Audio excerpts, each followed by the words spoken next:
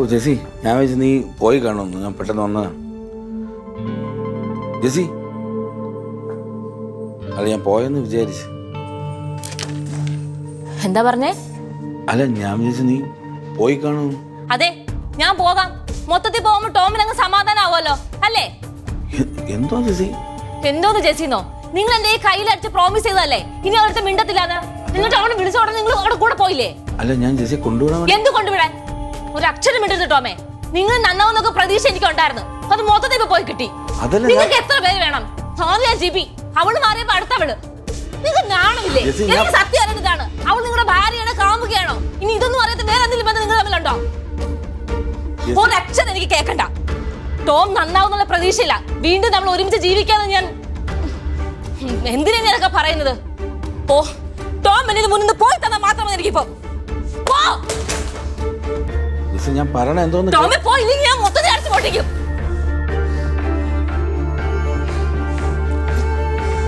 ഇതെടുക്കാനാ നിങ്ങൾ വന്നത് അല്ലേ? കൊണ്ടുപോയിട്ട് അവിടെ കൂടെ ഒരുമിച്ച് ജീവിക്ക്. ഞാൻ പോയി തരാം.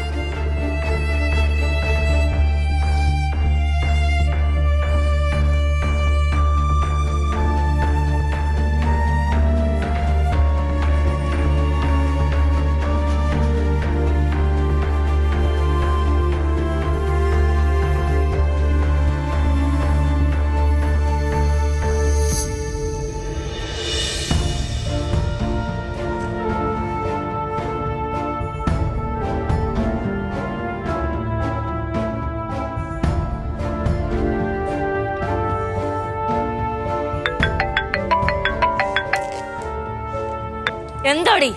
നീ ഓഫീസിൽ നിന്ന് ഇറങ്ങിയോ? ഇല്ല, കാര്യം പറ. ടോം അവിടെ എത്തിയോ? നിനക്കിപ്പോ എന്ത് വേണം ജിസി? എടീ, ക്രിസ്റ്റീനയുടെ അമ്മയ്ക്ക് ഒരു ആക്സിഡന്റ് ഉണ്ടായി.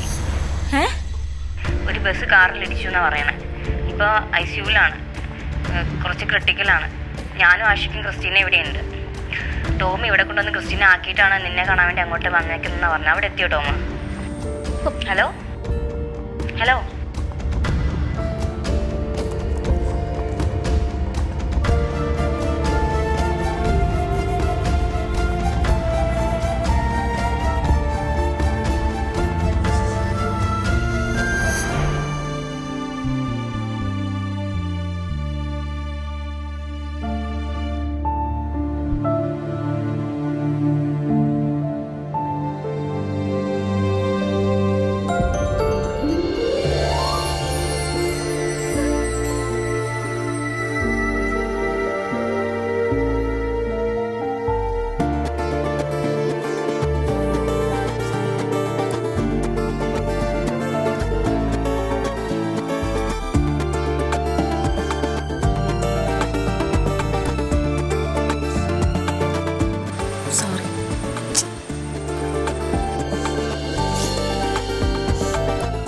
പോട്ടെ, ജെസി അറിയാതെ പറഞ്ഞേ.